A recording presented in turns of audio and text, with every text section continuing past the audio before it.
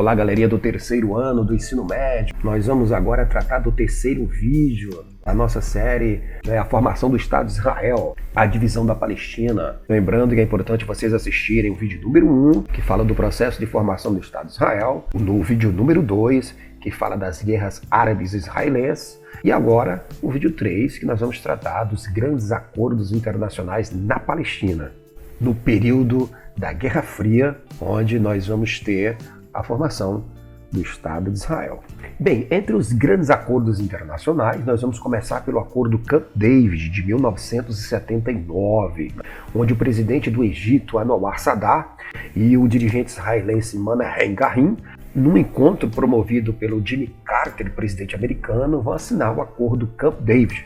Nesse, o Egito vai recuperar o Sinai e nós vamos ver o início de uma nova forma de relacionamento, que vai apelar mais para a diplomacia do que para os conflitos militares. Os problemas que se seguiram. Os refugiados vão continuar lutando pela formação de um Estado palestino, vão continuar lutando pela devolução dos territórios ocupados por Israel na Cisjordânia e em Gaza, vão continuar lutando contra a criação de colônias judaicas em territórios ocupados. Em virtude de ataques de guerrilhas palestinas a Israel, em 1982 vai ocorrer uma ofensiva de Israel em Beirute, capital do Líbano, na luta contra guerrilheiros palestinos.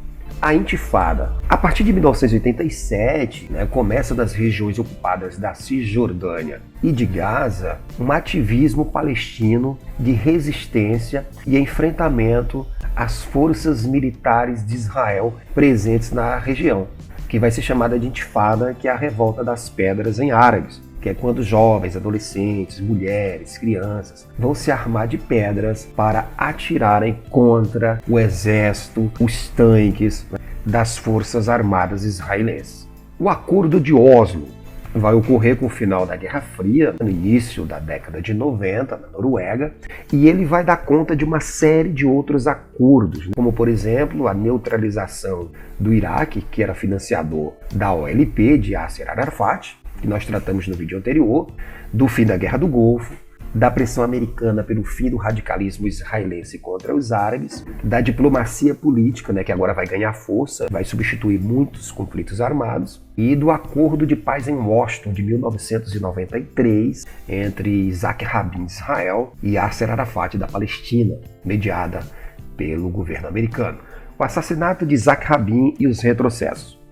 Na medida em que os conflitos armados entre árabes e israelenses passa a ser substituído por negociações diplomáticas, então nós vamos ter o assassinato de Isaac Rabin, que vai trazer um retrocesso na região. Isaac Rabin foi assassinado por um extremista judeu em novembro de 1995, que discordava dos acordos diplomáticos, geralmente mediada pelos Estados Unidos ou pela ONU, entre Israel e os palestinos, que configurou na retirada das tropas israelenses dos territórios ocupados.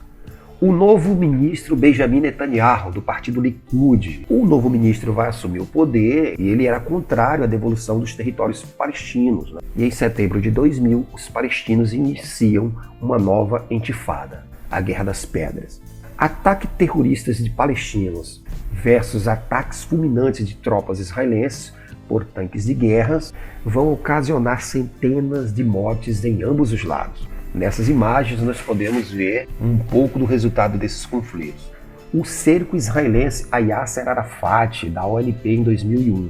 O exército israelense vai cercar o quartel-general de Yasser Arafat, na cidade de Ramallah, na Cisjordânia, e vai capturar o grande líder palestino da OLP, e vai mantê-lo preso por 3 anos até a sua morte, em 2004. O Acordo de Paz Mapa da Estrada de 2003. No meio de todo esse conflito, o governo americano de George W. Bush, apoiado pela ONU, pela União Europeia e até pela Rússia, propõe um novo plano chamado de Mapa da Estrada, que previa a criação de um Estado palestino em 2005, o abandono de Israel de colônias agrícolas em territórios ocupados e a suspensão de ataques de grupos armados palestinos contra Israel. O Muro de Ariel Sharon, em 2005. O Acordo de Paz, Mapa da Estrada, de 2003, enfrentava nova dificuldade de consolidação com a construção de um muro de cerca de 650 quilômetros separando Israel da Cisjordânia. O pretexto de Israel para a construção do muro era impedir a entrada de terroristas palestinos em Israel. O muro foi condenado pela comunidade internacional porque subtraía 14% do território palestino. Nessas imagens aqui nós podemos ver um pouco da construção do muro que separa Israel da Cisjordânia.